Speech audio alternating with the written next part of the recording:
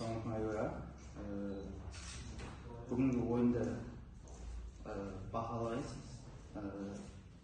Не ұқсамады, нелер үстінде істелу керек еді?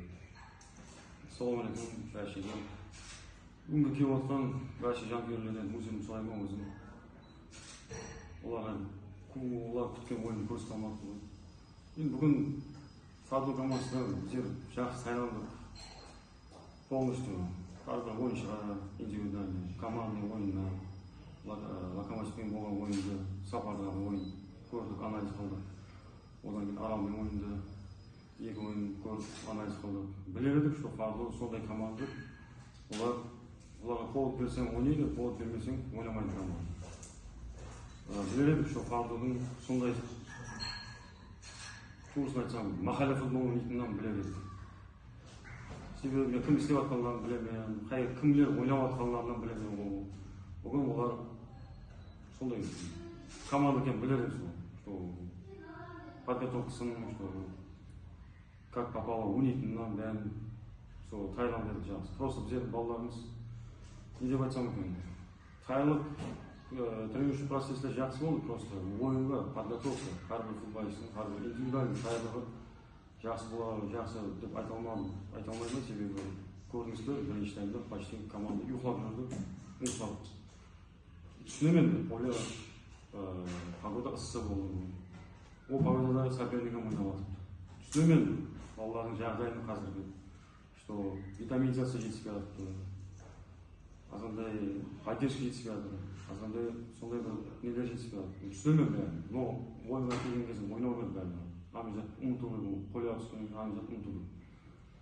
Бүгін сол балаларға сол жаққа жетіспеді. Азмас екі тайм көрдіңіздер, бірінші тайм біздердің балалар вообще ойнаған жоқ, екінші тайм более боламын. Екінші тайм ортасынан бастап, оянып бастап. Соған дейін. Енді бұл жерде өзімде де айып болған шығар, может. Сол балалар жақсы тайланбаған шығар. Бүгінгі ниче енді біздер үшін как проигрыш болды, жеңіліс болды деп айтсам болады, себебі біздер үйде ойнап жатқаннан кейін ұтымыз келмеді. Не уламся, что, как говорится, жизнь продолжается, дальше будем работать. Сол зат деп біздер оған басқа зат дей алмаймын. Балаларымға келсем, әрбір балаға мен рахмет айтамын, енді қолына келгенше ойнап жатты, әрбір ойында қолына келгенше ойнап жатты. Енді болады, бұндай ойындар болады. Себебі біздер екінші группта соққа дейін ұтылған жоқпыз, ұтылмай келіппіз қазір. 4 ойын болса, екінші группты басылғанда 4 ойыннан ұтылмадық соққа дейін. Жақсы басылып, жақсы елем дауым етіппіз. Енді болады мұндай, ожидание. Өзім күтіп едім, что команда, противный команда, бір ойнаса ойнайды, ойнамаса ойнамайды команда. Сондай балаларымға да айтып едім, сондай команда, что Таиландның сондай. Таиландымыз керек біздер. Олар футбол ойнамайды, тек жаңағыдай топ теу, ондай уақыт созылғаннан білетін, что бірінші ойыннан сондай бізге көрсетіп берді. Что футбол ойнаған жоқ, тек бір гол басында ой болды. Точно повтор болды бірінші ойындағыдай. Просто где бүгін ничего ойнады, а так бірінші ойында ұтылды. Себебі сондай повторение болды десем болады. Сіздің есіңізде қаларлықтай ойында позитив уақият болды. Енді болды, 2-3 моменттеріміз болды, жақсы моменттер болды, жақсы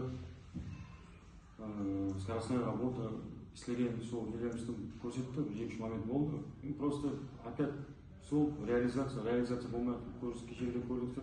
Даже Локомотивпен ойында неше марта шамбап, контратака шықты, неше марта штанга тигізді. То же самое, азырда реализация болмайды. Ну, реализация бойынша да істеліп жатыр, бұл балалар. Енді бірден болуы қиын, енді уақыт керек, қатты уақыт керек біздерге. Ол тоқтатылып жатқан жоқ, істеліп жатыр, жұмыс істеліп жатыр. Үлкен жұмыс істеліп жатыр, үлкен проект, расын айтсам, үлкен проект қазір болып жатыр, Жайқын командасында, что өзіміздің балаларды көрсетіп жатыр, что пролигада өзіміздің местный балалармен ойнауға болады екен. Сондай проекті и что база, местный балалар, что база. Арал командасынан мысалы қазір сұрап жатқан ойыншымыз бар. Басқа командаға может сұрап басқа ойыншымыз бар. Это тоже радует біздерді қуандырып жатыр, что балаларға уже этого уже бізге соперниктер бізге жақсы тайнала басқан уақытта уже тоже радует, уже қандайдыр уже қуандыратын көп заттар істедім. Сол соперникке қарап бізге қуанып, что бізге серьезно тайнала басқан бір соперник тоже. Рахмет, балаларға бір жағынан рахмет айтамын. Қолынан келгенді істеп жатыр. Енді сол бір жағынан айтар едім, что азғантай бізге спонсор жағынан жоғарыдағы азғантай спонсор жағынан бізге жәрдем бергенде, қазір балаларға қатты күш қуат керек болады, витаминизация керек болады. Сол балалардың уже күштері уже азайып жатыр. Қыстағы жиналып жатқан уже күштер азғантай азайып деген қатты қазір спонсор жағынан жәрдем бергенде жүз жақсы болады себебі айтатқандай жаңағыдай азғантай балаларға питание, витаминизация керек болады. Әрбір бала өзі үйінен қатынап жатыр қазір. Қазір ойынға қалай тайғанып келгенін мен білмеймін арасын сен. Бұлар түнде ұйқылады ма, ұйқыламады ма, не жеп келді мен хабарым жоқ. Әркім өзінің үйінен келеді. Сол үшін үйдегі ойынымыз сәл-пәл азғантай қиындау болады. Енді азғантай сондай бір спонсорлық жағынан бізге бір топ бергенде жақсы болады азғантай. Бүгінгі ойында Жайқынға қымбатқа түскен қателік орында. Енді қымбатқа түскен қателік деп мен мысалы ойыншыны қазір айта алмаймын, себебі әрбір ойыншы мен үшін өзімнің футболшылардың арқасынан мысалы өзімнің футболшыларымды есептей алмаймын.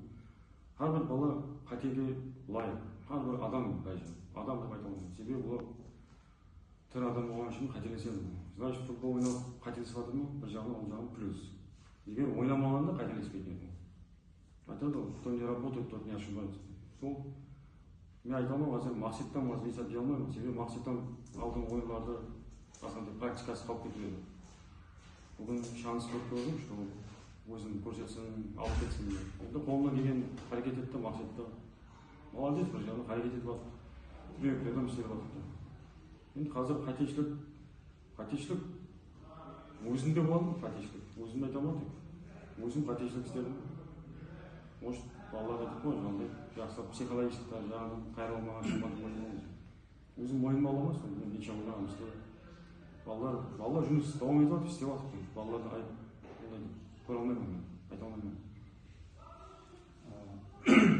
Білеміз, өткен турда командамыз капитаны болған Бақтияр Аразов қызыл карточка себепті бүгінгі ойын өткізіп жатырды. Бүгінгі ойын соны көрсетіп берді. Майдан орайы команда қарсы сопернигімізге көбінесе беріп қойыла берді. Яғни бұл жерде Айбек Сидиковтың бір өзі көбінесе 2 ямаса 3 қарсылас команда игрокармен қалып кеткендігі көрсек болады. Ендігі бұл жерде сұрақ келіп жатыр, кейінгі ойындарда Майдан орайы қандай тәрізде жаулауын енді кімді орта қойсаңыз? Енді бүгінгі ойынды анализ қылып шығамыз, енді көріп шығамыз. Әрбір қатені, әркімнің индивидуальный ойынға көріп шығамыз, анализ қыламыз. Менің ойыма енді максимальный дәрежеде қарекет етемін, что тайлануға. Енді айтып отқан сол, енді тек командамыз тек Бақтияр Аразовқа қарап қалып жоқ, дұрыс енді азғантай осыда ортаны берген шығамыз. Но әрбір ойыншы лайық Бақтияр Аразовтың орнына ойнауға лайық. Енді азғантай ротация етіп көрдік енді. Көреміз дальше izleyip көреміз, кімді қоямыз. Бүгін Умит Каримов 3 ойыннан бері травмада болғаннан кейін оламын. Бірінші ойын еді, сол травмада почти екінші күн аралдан кейін тренерден істеген жолы. Сол үшін бүгін Мұрат Мамбеттің орнына заменаны түсірдік. Енді олам қарекет етті, жаман емес, қолынан келгенше айтып ойнап жатты. Көреміз енді ойында сол қате кемшіліктер көп шығып, соның үстінде істеп, тайраламыз, кімді қоямыз деп. Енді балалардың өздеріне байланысты. Балалар қалай тренинг істесе, соған қарап көреміз енді. Нұрбек Сәрсенбаевтың ойын амелияты аз берілуіне, оның жарақат себепті болған ойын уақыты амелияты яғни аз берілуіне себеп. Енді Нұрбек Сәрсенбаевты өздеріңіз білесіздер, сол Азия чемпионатынан кейін оларға көп тәшкілі жұмыстарда араласып кетті. Азғантай футболдан аташол деп айтамыз ғой, футболдан шетленістігі арқандай. Көп байрамға беріліп кетті. Одан кейін бізге келіп қосылып басылған кезде сол жарақат алып қалды. Сол жарақаттан кейін енді астен өзін тікелей қарекет етіп жатты. Кешегіде почти ярым сағатқа түсірді Локомотив ойны. Бүгін міне 45 минут. Ендігі ойын астен және көбірек түсіруге қарекет етеміз, себебі ол өзінің формасын тікелеп жатты. Сол үшін бірден қазір стартовый составқа шыға алмайатқан себебім сол себептен азғантай физика тарапынан, физический качествосы тарапынан соны көріп шығып составқа қазір қоя алмай тұрсың. Рахмет, кейін ойындарда